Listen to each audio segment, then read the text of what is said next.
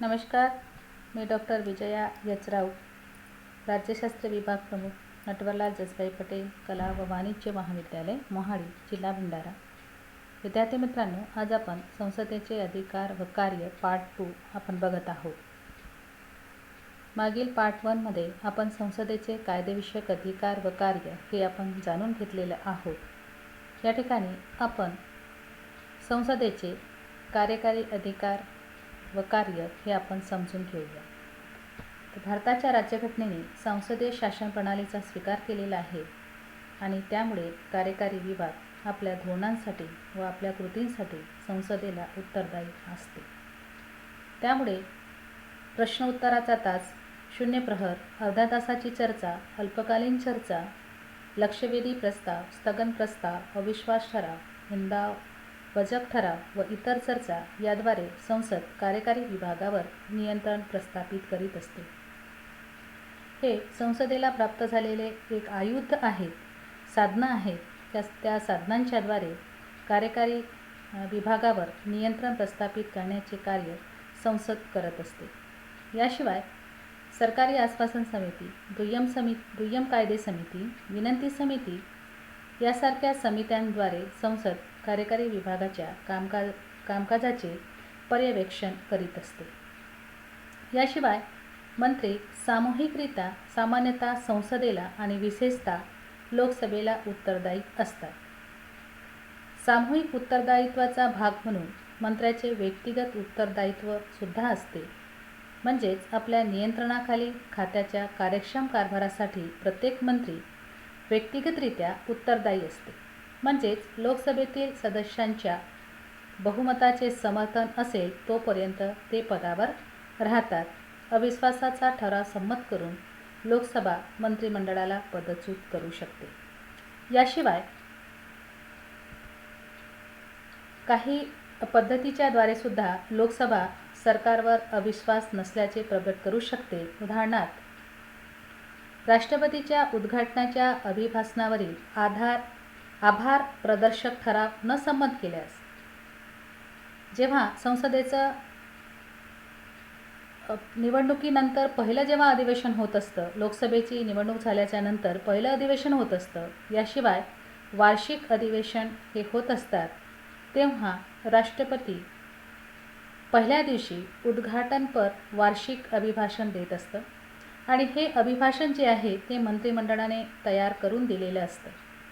या अभिभाषणामध्ये मंत्रिमंडळाने केलेल्या कार्याचा लेखाजोखा, याशिवाय मंत्रिमंडळाची भविष्यकालीन जी काही उपाययोजना आहे त्या उपाययोजनेच्या संदर्भामध्ये माहिती जी असते ती माहिती दिलेली असते. तर अभिभाषण हे मंत्रिमंडळाच्या कामकाजाचा लेखाजोखा असतो. सरकारने केलेले कार्य आणि करावयाचे कार्य या संदर्भामध्ये विस्तृत माहिती राष्ट्रपती संसदेला अवगत करून देत असते.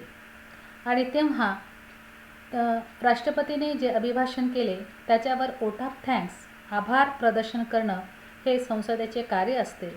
परंतु जर समजा संसदेने आभार प्रदर्शन केलेलं नाही, याचाच अर्थ असा होत असतो की संसदेमध्ये मंत्रिमंडळाला विश्वास नाही, म्हणजे मंत्रिमंडळाला बहुमत नाही आणि त्यामुळे आभार व्यक्त करण्यात आलेलं नाही, म्हणजे सरकार ही अल्पमतामध्ये आलेली आहे असा त्याचा अर्थ होत असतो.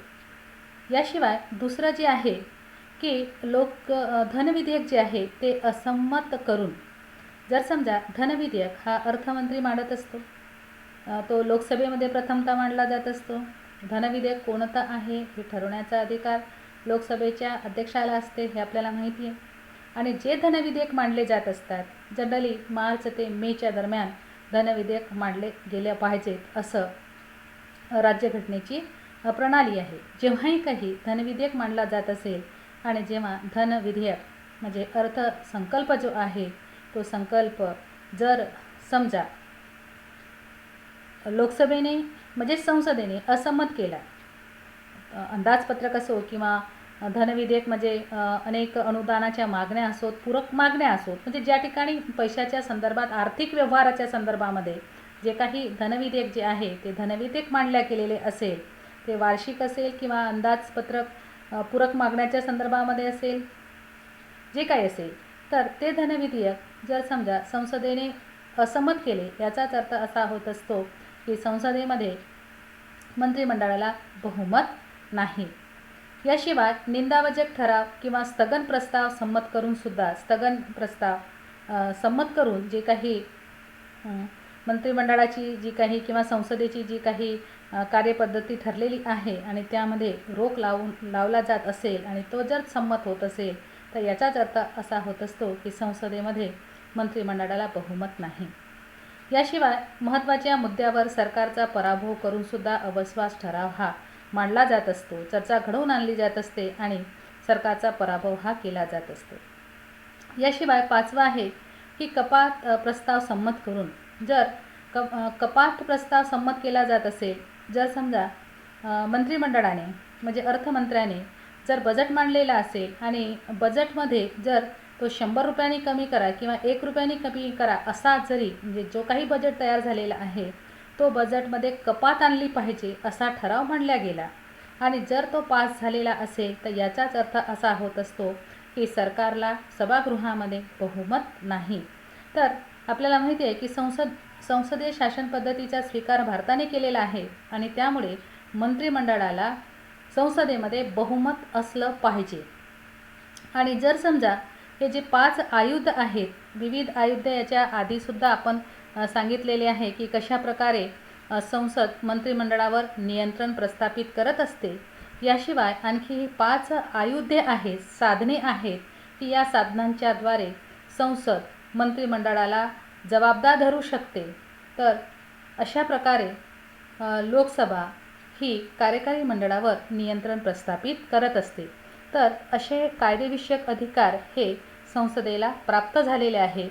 तर कायदेविषयक अधिकारामध्ये आपल्याला हे समजून घ्यायचं आहे की संसद कार्यकारी मंडळाला जबाबदार कोणत्या साधनाच्या द्वारे धरत असते, कशा प्रकारे मंत्रिमंडळ जे आहे ते कायदेमंडळाला जबाबदार असते, हे समजून घेणं म्हणजे कार्यकारी अधिकार समजून घेणं आहे.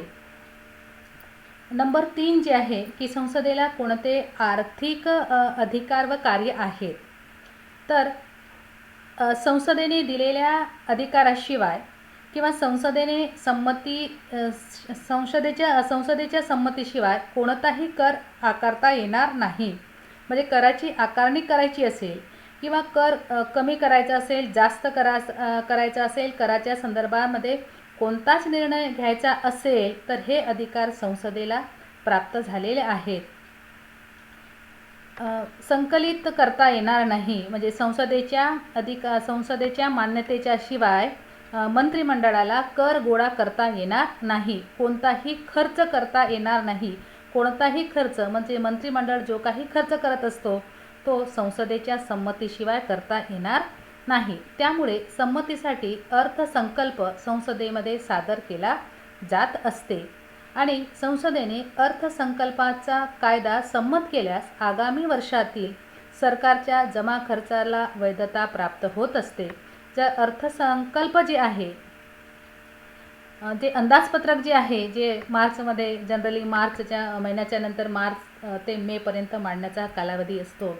तर जे अंदाजपत्रक मांडले जात असतात, तर हा अंदाजपत्रक म्हणजे मंत्रिमंडळाने आगामी वर्षामध्ये किती खर्च करायचा, कशा प्रकारचा जमा खर्च आहे. जसं अर्थसंकल्प जेव्हा मांडला जात असतो तर तेव्हा तो मागील वर्षामध्ये किती खर्च झाला, तो वर्तमान काळामध्ये कशा प्रकारचा आहे आणि भविष्य काळामध्ये त्यांच्या योजना काय आहेत, अशा प्रकारच्या 3 वर्षाचा तो अर्थसंकल्प असतो.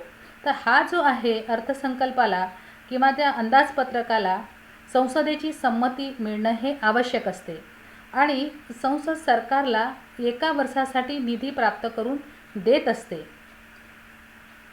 आणि हा जो निधी असतो तो निधी आर्थिक वर्षाच्या अखेरपर्यंत खर्च करायचा असतो आणि जर समजा सरकारने हा वर्षा अखेरीच खर्च केलेला नाही, जसं आर्थिक वर्ष जो असतो तो मार्चपर्यंत असतो, तर एप्रिल टू मार्च हा आर्थिक वर्ष असतो, फायनान्शियल इयर म्हटलं जात असतो आणि हा मार्चपर्यंत निधी जर खर्च केला गेला नाही तर त्यालाच उरलेला निधी लोप पावला असं म्हटलं जात असतो आणि हा जो निधी असतो हा परत संचित निधीमध्ये जात असते. तर याला लोप पावण्याचा नियमसुद्धा म्हटले जात असते. म्हणजे संसदेने जो निधी मंत्रिमंडळाला दिलेला आहे, एका वर्षासाठी दिलेला आहे आणि तो एका वर्षामध्ये खर्च न होता तो परत जात असेल, तो संचित निधीमध्ये परत जात असेल तर त्याला लोप पावण्याचा नियम असं म्हणतात. तर संसदेच्या मान्यतेशिवाय राखीव निधी निर्माण करता येत नसल्याने संसदेचे आर्थिक नियंत्रण प्रभावी होण्यास सहाय्य होते.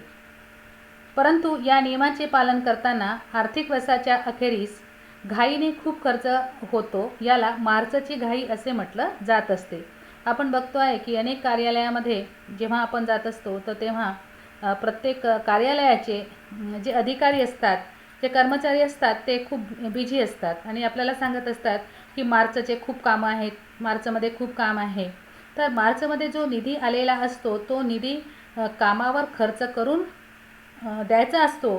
तो निधी जो आहे तो परत पाठवणे हे बरोबर समजलं जात नाही. जर एखादा विभाग जो आहे तो निधी परत पाठवत असेल तर याचा अर्थ असा होत असतो की ते कार्यालय अकार्यक्षम आहे. म्हणजे जेवढ्या कालावधीमध्ये जो निधी खर्च केला पाहिजे होता, म्हणजे विकासाचे जे काही कामकाज आहे ते करता आले पाहिजे होते, निधी जवळ आहे परंतु कामकाज त्यांना करता आलेलं नाही आणि त्याच्यामुळे विकासाचा जो निधी आहे तो परत गेला असा त्याचा अर्थ होत असतो आणि एक प्रकारे त्या कार्यालयाची अकार्यक्षमता ही समोर येत असते आणि त्याच्यामुळे प्रत्येक विभाग जो निधी त्या विभागाला प्राप्त झालेला असतो, मग तो पाटबंधारे विभाग असतो, तो एज्युकेशन विभाग असो किंवा अनेक जे काही विभाग असो, तो एखादं जंगल विभाग असो, म्हणजे कोणताही फॉरेस्ट विभाग असो, जे काही विभाग असेल त्या विभागाला जो निधी प्राप्त होत असतो तो त्या कालावधीमध्येच म्हणजे मार्च अखेरीस त्याला खर्च करणं हे उचित असतं. याशिवाय आर्थिक बाबतीमध्ये आपल्याला हे बघायला मिळेल की लोकसभा ही राज्यसभेपेक्षा श्रेष्ठ आहे. म्हणजे लोकसभेत जवळच सर्व अधिकार आहेत असं आपल्याला म्हणता येईल आणि राज्यसभा ही नाममात्र आहे. तर अंदाजपत्रकासह सर्व धनविधेयक सर्वप्रथम लोकसभेमध्ये मांडली जातात. जसं अंदाजपत्रक हे वार्षिक अंदाजपत्रक मांडलं जातं. याशिवाय धनविधेयक जे आहे, ज्या मागण्या, आर्थिक मागण्या, अनुदान पूरक मागण्या यासाठी जे धनविधेयक आहे ते धनविधेयक सर्वप्रथम लोकसभेमध्येच मांडलं जात असते. पुन्हा मी सांगेल की लोकसभेचा अध्यक्ष धनविधेयक कोणते आहे हे ठरवण्याचा अधिकार हा लोकसभेच्या अध्यक्षालाच आहे. याशिवाय लोकसभेने जे मंजूर केलेले धनविधेयक आहे त्याला फक्त राज्यसभा ही 14 दिवसाचा विलंब लावू शकते. म्हणजे 14 दिवस विलंब लावण्याचा अधिकार हा राज्यसभेला प्राप्त आहे. राज्यसभा या धनविधेयकाच्या बाबतीमध्ये असंमती दर्शवू शकते, काही सूचना देऊ शकते, काही त्रुटी काढू शकते, परंतु त्या सूचना, त्रुट्या स्वीकारावे किंवा न स्वीकारावे हे संपूर्ण जबाबदारी ही लोकसभेची असते. तर जसं सर्वसाधारण विधेयकाच्या बाबतीमध्ये लोकसभा आणि राज्यसभा याची संयुक्त बैठक होत असते कलम 108च्या नव्हे, परंतु धनविधेयकाच्या बाबतीमध्ये संयुक्त बैठक आयोजित केली जात नाही. हे संपूर्ण धनविधेयकाच्या बाबतीमध्ये जे अधिकार आहेत ते लोकसभेकडे एकवटलेले आहेत असं आपल्याला या ठिकाणी नमूद करावं लागेल. म्हणजे यामध्ये आपण आता 2 अधिकार आपण बघितले. तर कार्यकारी अधिकार आणि नेक्स्ट आपण बघितलं आर्थिक अधिकार. यानंतर नेक्स्ट आपण तिसरं आपण अधिकार बघत आहोत या व्हिडिओचं की घटनात्मक अधिकार व कार्य. तर घटनात्मक अधिकार व कार्य संसदेला कशा प्रकारे आहेत हे आपण या ठिकाणी समजून घेऊया. तर घटनात्मक अधिकार व कार्य म्हणजे राज्यघटनेमध्ये दुरुस्ती करण्याचा अधिकार संसदेला आहे किंवा नाही आहे, तर तो कशा प्रकारचा आहे हे आपल्याला जाणून घ्यायचं आहे. राज्यघटनेची जी निर्मिती जी आहे ती निर्मिती 26 नोव्हेंबर 1949ला झाली. ती लागू 26 जानेवारी 1950ला झाली. तर या 1950च्या नंतर अनेकदा घटनादुरुस्त्या ज्या आहेत त्या घटनादुरुस्त्या करण्यात आल्या. 2020 पर्यंत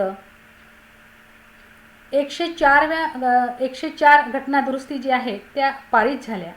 तर हा जो घटनादुरुस्तीच्या संदर्भामध्ये जो अधिकार आहे किंवा एखाद्या घटनेतील एखाद्या कलमामध्ये दुरुस्ती करण्याचा अधिकार आहे, हा अधिकार संसदेला प्राप्त झालेला आहे. आणि जे प्रकार आहेत, घटनादुरुस्तीचे प्रकार आहेत, त्यामध्ये राज्याच्या विधिमंडळाला सुद्धा तो अधिकार प्राप्त झालेला आहे. परंतु या ठिकाणी घटनात्मक अधिकाराच्या संदर्भात आपल्याला म्हणावं लागेल की संसदेला तो पुढाकार घेण्याचा अधिकार आहे. म्हणजे राज्यघटनेमध्ये दुरुस्ती करायची असेल तर त्यामध्ये पुढाकार घेण्याचा अधिकार हा संसदेला आहे. जर समजा राज्य विधिमंडळाला तो केव्हा पुढाकार घेण्याचा अधिकार असेल की जेव्हा एखाद्या घटक राज्याची विधान परिषद जी आहे ती विधान परिषद नव्याने निर्माण करायची असेल किंवा जी विधान परिषद जी आहे ती संपुष्टात आणायची असेल तर या संदर्भामध्ये आपल्या राज्य विधिमंडळामध्ये बहुमताने चर्चा करून किंवा तो बहुमताने तो ठराव पारित करून विधान परिषदेच्या संदर्भामध्ये तो संसदेच्या पुढे मांडला जात असतो. म्हणजे या संदर्भामध्ये जर विधान परिषदेच्या संदर्भामध्ये पुढाकार घेण्याचा अधिकार जो आहे तो राज्य विधिमंडळाला आहे. अन्यथा जो अधिकार आहे राज्यघटनेच्या संदर्भामध्ये पुढाकार घेण्याचा, इनिशिएटिव्ह घेण्याचा, तो अधिकार संसदेला प्राप्त झालेला आहे. तर घटनेमध्ये दुरुस्ती करायच्या 3 पद्धती ज्या आहेत त्या राज्यघटनेमध्ये दिलेल्या आहेत. राज्यघटनेचा काही असा भाग आहे त्यामध्ये दुरुस्ती करायचा असेल तर त्या साध्या बहुमताने दुरुस्ती केली जाईल. आणि साध्या बहुमताने दुरुस्ती करण्याचा जो भाग आहे राज्यघटनेचा तो अधिक आहे, जास्त. म्हणजे सामान्य बहुमताने, संसदेच्या सामान्य बहुमताने, म्हणजे लोकसभेमध्ये घटना दुरुस्तीचा जो प्रस्ताव आहे तो लोकसभेमध्ये पहिल्यांदा मांडला जाऊ शकतो किंवा तो राज्यसभेमध्ये सुद्धा मांडला जाऊ शकतो. तो कोणत्याही सभागृहामध्ये मांडला जाऊ शकतो. परंतु या दोनही सभागृहाची संमती राज्यघटना दुरुस्ती करत असताना ही आवश्यक मानली जात असते. म्हणजे पहिली जी पद्धत आहे ती पद्धत आहे घटनेमध्ये दुरुस्ती करायची की साध्या बहुमताने. म्हणजे साध्या बहुमताने दुरुस्ती करायची म्हणजे जे सभागृहामध्ये उपस्थित असलेले सभासद आहेत त्यांच्या बहुमताने घटनेमध्ये दुरुस्ती होत असते. जसं एखाद्या घटक राज्याचं नाव किंवा सीमा परिवर्तन करायचा असेल तर साध्या बहुमताच्या पद्धतीचा स्वीकार केला जात असतो. राज्यघटनेतील बराचसा जो काही भाग आहे तो साध्या बहुमताने परिवर्तित होत असते, बदलत असते. याशिवाय दुसरी पद्धती जी आहे घटनेमध्ये दुरुस्ती करण्याची ती पद्धत आहे विशेष बहुमत. या ठिकाणी विशेष बहुमताची पद्धतीसुद्धा आहे. तर विशेष बहुमताची पद्धती म्हणजे काय तर सभागृहाच्या जी सभासद संख्या आहे त्यांच्या 50% जास्त मत.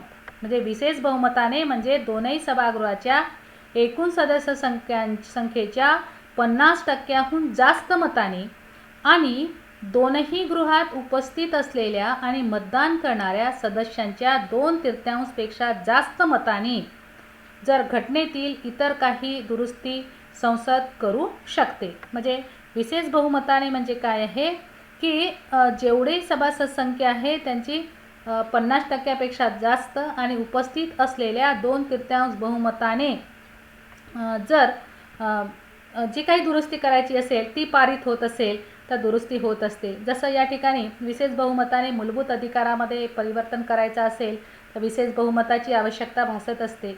याशिवाय नीतिनिर्देशक तत्त्वे जी आहेत 4थ्या भागामध्ये त्यामध्ये जर बदल करायचा असेल तर विशेष बहुमताची आवश्यकता भासत असते. आणि तिसरं आहे की विशेष बहुमताने आणि निम्म्या राज्य विधिमंडळाच्या संमतीने.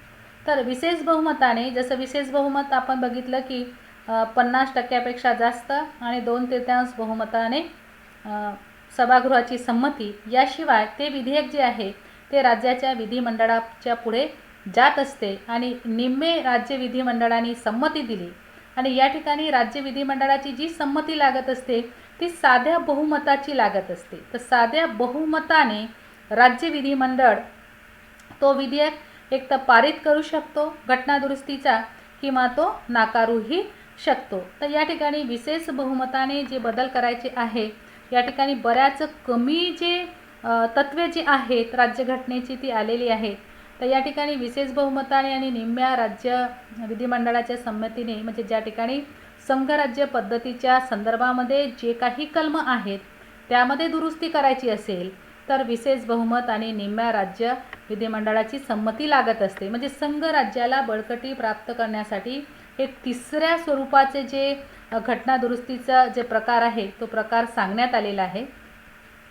याशिवाय म्हणजे जसं की केंद्र सरकार आणि राज्य सरकार यांचे कायदेविषयक संबंध याच्या संदर्भामध्ये जर काही बदल करायचा असेल किंवा केंद्र सरकार आणि राज्य सरकार यांचं कार्यकारी विषयक अधिकार किंवा यांचे आर्थिक अधिकार या संदर्भामध्ये, याशिवाय राष्ट्रपतीची निवडणूक प्रक्रिया जी आहे ते निवडणूक प्रक्रियेमध्ये जर काही बदल घडवून आणायचा असेल तर विशेष बहुमताची आवश्यकता आणि निम्म्या राज्य विधिमंडळाची आवश्यकता भासत असते. तसंच सर्वोच्च न्यायालयाच्या संदर्भामध्ये सुद्धा सर्वोच्च न्यायालय आणि उच्च न्यायालयाच्या संदर्भामध्ये जर काही बदल घडवून आणायचा असेल तर हे तिसऱ्या प्रकारची घटना दुरुस्तीच्या प्रकाराचा वापर हा केला जात असतो. तर अशा प्रकारे आपण या ठिकाणी तीन जे अधिकार आहेत ते 3 अधिकार आपण या ठिकाणी जाणून घेतलेला आहे.